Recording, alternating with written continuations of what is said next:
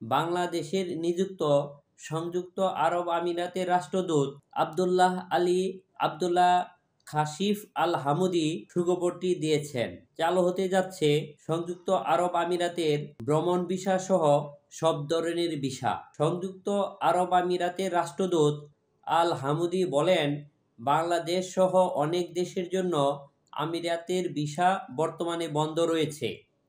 কয়েক বছর আগে যেখানে আমিরাতে বাংলাদেশির সংখ্যা মাত্র 7 থেকে 8 লাখের মধ্যে ছিল, সেখানে বর্তমানে বাংলাদেশির সংখ্যা 12 লাখ ছাড়িয়ে গেছে।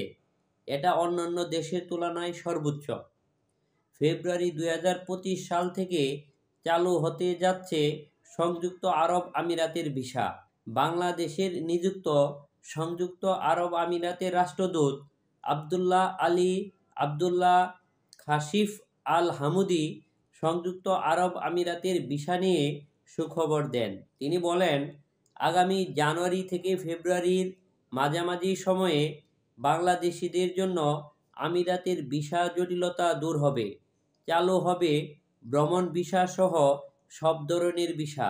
আশা করা যায় খুব শীঘ্রই সংযুক্ত আরব আমিরাতের ভিসা বাংলাদেশিদের জন্য আবার চালু হতে যাচ্ছে।